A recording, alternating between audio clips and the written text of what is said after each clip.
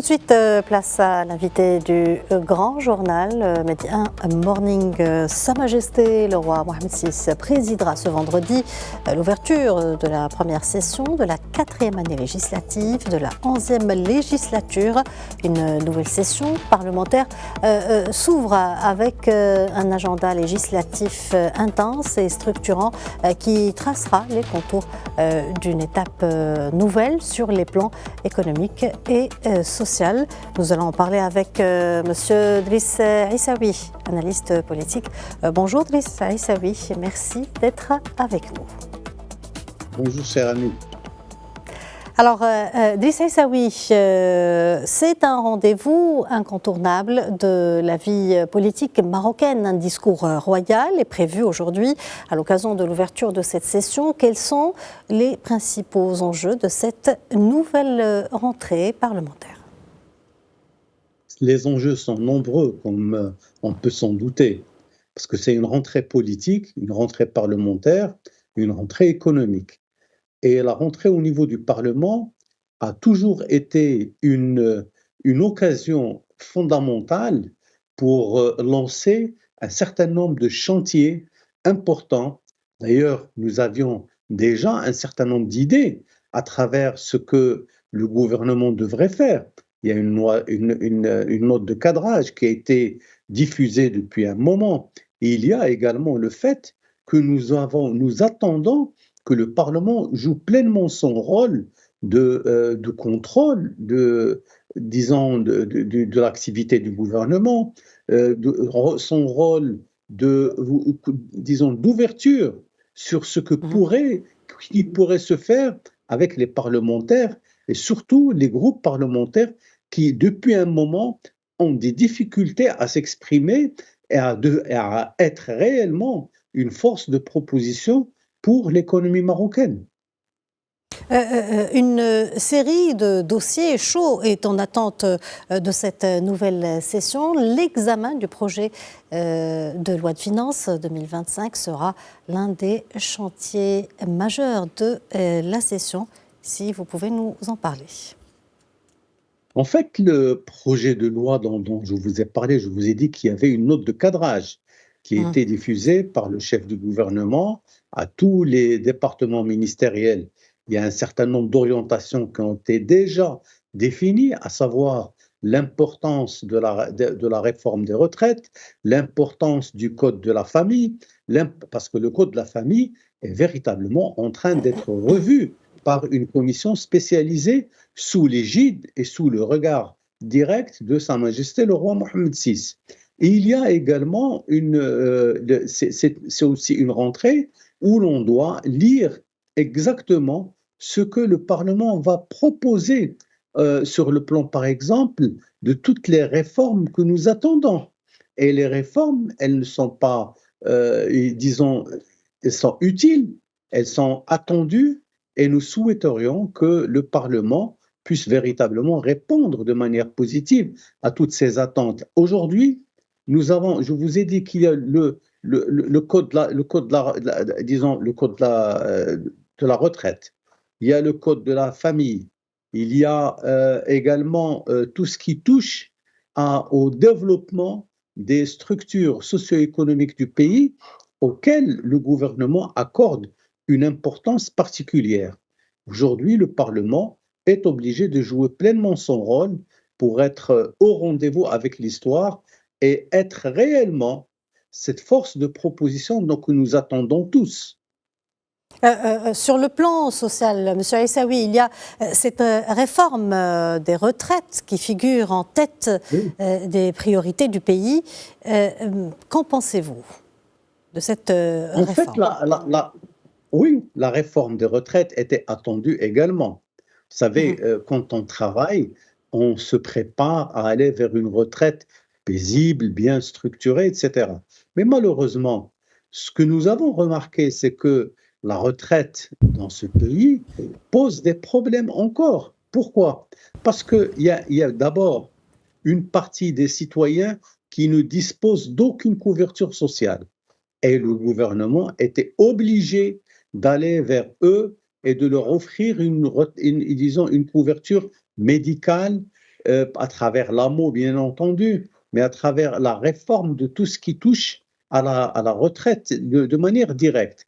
Et je pense que cette réforme va être un sujet important pour les parlementaires parce qu'ils doivent discuter de tous les détails, de tout ce qui doit venir. Et les partis politiques doivent, en principe, avoir une vision claire et clairvoyante de ce que devrait être le Parlement marocain, de ce que devrait être le législateur marocain qui doit jouer réellement son rôle, comme je vous l'ai dit tout à l'heure, de force de proposition et de réforme pour le pays. Qu'en est-il du projet de loi organique encadrant l'exercice du droit de grève? Rappelant qu'un accord social a été signé en 2022. Oui. Il prévoyait déjà un calendrier pour l'élaboration de textes avec le monde du travail. Pensez-vous qu'on va pouvoir trouver une issue à ce droit de grève lors de cette nouvelle rentrée parlementaire? C'est l'un des domaines les plus ardus et les plus difficiles. Ce n'est pas aujourd'hui qu'on va discuter le code de la grève. Le code du travail est un code qui est très difficile. Il est là. Il y a un certain nombre de réflexions qui ont été émises, mais je pense que les parlementaires devront avancer un peu plus à ce niveau-là et faire des propositions, qui doivent faire avancer ce dossier. Parce qu'on ne peut pas travailler sur un projet de loi sur le Parlement, par exemple le droit de grève, et on n'a pas la possibilité de dire nous pouvons effectivement relater tel ou tel changement qui devra intervenir sur le Parlement. Moi, je pense, et le Parlement, par ailleurs, excusez-moi de vous le rappeler aussi, le Parlement doit préparer un code d'honneur, parce qu'en fait, depuis un moment, qu'est-ce que nous avons vécu? Nous avons vécu avec l'absentéisme parlementaire. Et les gens, c'est-à-dire que quand on regarde les images qui passent à la télévision, on a des rangs qui sont clairsemés, qui ne sont pas toujours bien fournis. Et il y a eu des initiatives de la part du Parlement pour imposer aux parlementaires la nécessité d'être présents, la nécessité de participer aux commissions. Mais le problème, c'est que cette éducation et cette discipline n'est pas toujours au rendez-vous, malheureusement. Très bien. D'autres textes tout aussi importants entameront leur parcours législatif. Il s'agit notamment, vous l'avez cité, du Code de la famille, dont l'adoption est attendue dans les prochains mois. Oui. Un chantier initié par Sa Majesté le roi Mohammed VI. Oui, effectivement, je vous l'ai dit tout à l'heure, il y a une grande réforme qui a été engagée sous l'impulsion de Sa Majesté le roi Mohammed VI, où c'est le Conseil des droits de l'homme, les institutions toutes concernées par le Code de la famille sont en train de travailler en conciliabule depuis un moment avec un certain nombre de propositions. Et l'idée, c'est de véritablement sortir avec une proposition qui puisse être acceptée par tout le monde. Mais aujourd'hui, nous avons le Code de la famille qui reste en stand-by.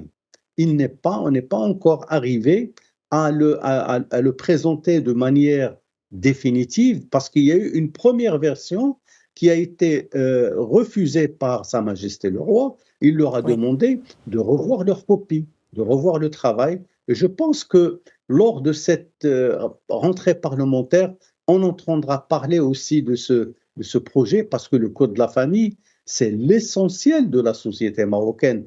Et si on arrive à nous projeter de manière intelligente dans l'avenir plus ou moins proche, je pense que ce sera quelque chose de fondamental, et le Parlement donnera son avis. Il faut qu'il le donne. Pourquoi? Parce que nous avons de grands projets. Le Maroc a des rendez-vous avec le championnat d'Afrique de football, le championnat du monde de football qu'il organise avec l'Espagne, le Portugal et d'autres pays de l'Amérique latine. C'est des choses importantes. Et il y a aussi le fait que tout le Maroc aujourd'hui vit au rythme des chantiers de restructuration de l'infrastructure. Et nous n'oublions pas, le Maroc est en train de vivre les jours importants qui le concernent pour, par exemple, le grand projet disons, de réforme qui a été projeté pour 2030. Et nous sommes en train de nous préparer pour ça, et le Parlement devra impérativement être au rendez-vous avec l'histoire et répondre positivement à ce qui est demandé au Parlement et aux parlementaires. Dernière question, Monsieur Essaoui. Cette ouverture de session est donc plus qu'une formalité au regard de la situation économico-politique et sociale actuelle. Qu'en pensez-vous?